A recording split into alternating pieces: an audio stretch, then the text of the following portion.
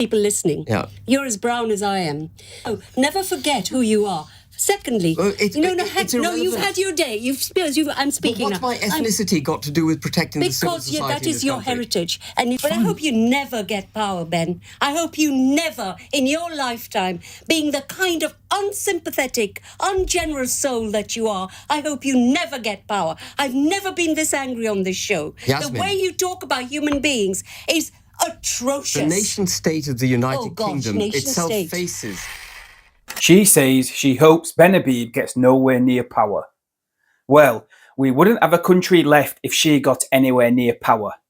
Not only did Ben Habib send her into an apoplectic meltdown, but he also exposed her as a racist. She had to make everything about skin colour, didn't she? Anyone who is not white British is not allowed to be concerned about immigration in her eyes. As mentioned before, my ex-girlfriend, who is British-born from an ethnic minority background, was grabbed by a Kurdish asylum seeker who was stood with 5 others right in front of me on a busy street. According to this woman, because her family came here half a century ago from the other side of Asia, she should remember who she is and side with a Kurdish asylum seeker who she has no more in common with than the rest of us do. I suppose I should tell her she's not white, therefore she can't complain about working her ass off day in, day out so her taxes can pay for an asylum seeker who came here and would attack her any chance he gets, and now makes her wary to walk the streets of the country she was born in and contributed to all her life. And these people have the cheek to call me racist? Obviously, I'm not saying they are all criminals, and I have no ill will towards them. But the fact is, these men were not invited. We have no idea who they are, and most importantly, the British public do not want them here. So they shouldn't be allowed to come. France is a safe country. It should be mentioned the Labour woman in this debate talks a good game, while her government is simultaneously actively encouraging record numbers of illegal immigrants. Well done, Ben Habib. He's one of our best commentators along with Rupert Lowe. Take a listen. As far as illegal migration is concerned, this is perhaps the best optical evidence of a failing nation state, a state that simply can't enforce its borders.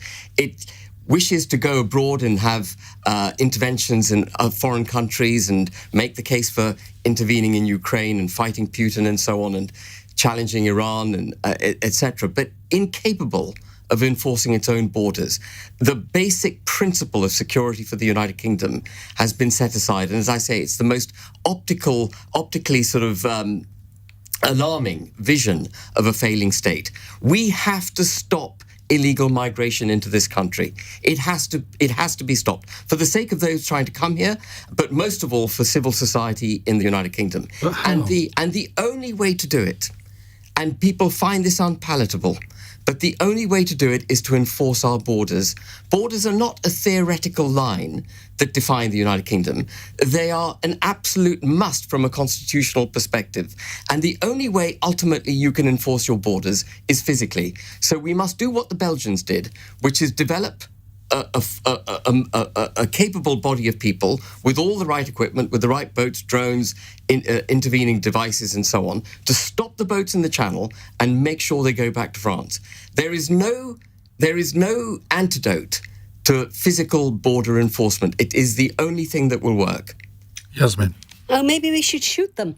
Maybe we can have a new hunting sport, Ben. You have a background, a migration. Let me remind the people listening. Yeah. You're as brown as I am. Though I know Not quite you're as brown as me. Yours is artificial. Well, so never forget who you are. Secondly, you've had your day. I'm speaking now. What's my now. ethnicity got to do with protecting the civil society Because that is your country? heritage. And if there had been so people... you're saying I should let foreigners into this country because I'm... Stop. No, but it's a fundamentally flawed principle on which you're arguing. You can come back when she's made a point. Can you be polite? I was being polite. No, you're not. No, be polite and let me speak. We never hear, it's so convenient, right, to blame those people on boats whom we never see, we never hear. They're not on these programs. Their stories are never told.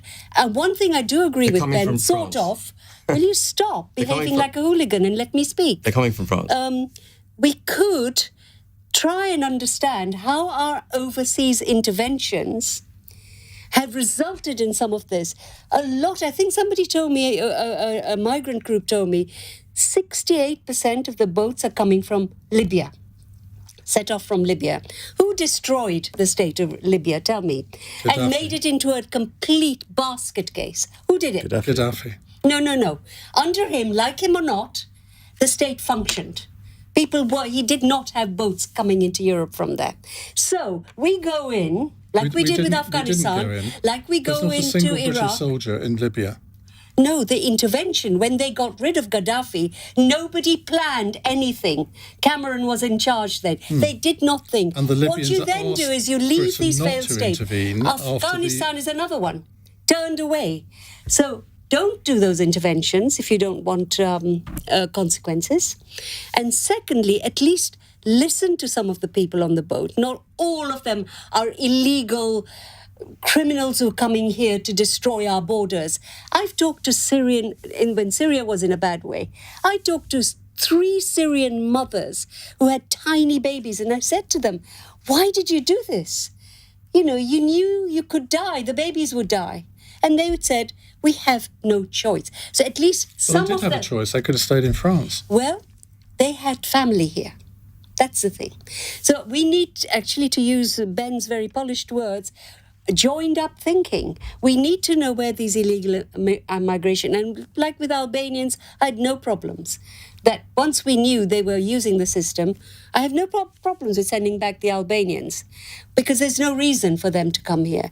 But, for God's sake, have some compassion for those people who have nowhere to go.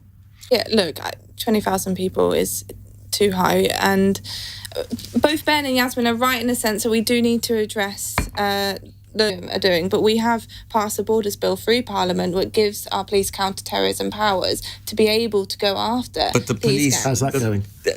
How's that going? And the police, we're still the system that we inherited from border you, security, an open border system. If I can just address that for a second, Border Security Command is an entirely domestic-based set of bodies. And the traffickers are based in Europe. There's no mechanism by which Starmer's approach to busting the gangs can be delivered. It's a complete deflection from the reality. The only way to stop people coming is to stop them coming. Sorry. How far would you go? Would you kill them? I would enforce our borders. Would you kill them? Would you shoot them? Yasmin, would you? Yasmin, listen.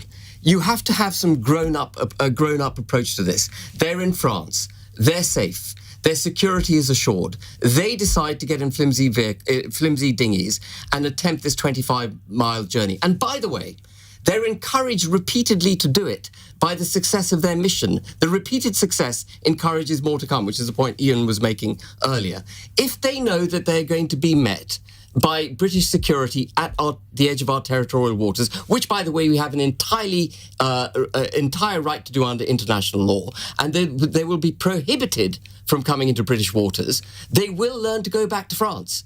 Okay. Because we know that it's going to take time. It's going to take time to address these issues. The counter-terrorism powers have only just come into force. So I don't think you should use counter-terrorism powers. Some of these people are innocent people who have no choice. But some of them are not. But you can't say these mums are terrorists. Yeah, but they shouldn't be making the journey, the dangerous journey they don't across. Have a choice. But they can stay in France. No one should have to make that journey across the channel. No one should have to get into a dinghy and risk their lives, and it is absolutely right that there is counter-terrorism powers to attack But I hope you never get power, Ben. I hope you never in your lifetime, being the kind of unsympathetic, ungenerous soul that you are, I hope you never get power. I've never been this angry on this show. Yasmin. The way you talk about human beings is atrocious. The nation state of the United Kingdom itself faces an existential threat as a result of the policies being pursued by government. The government. We are doing fine.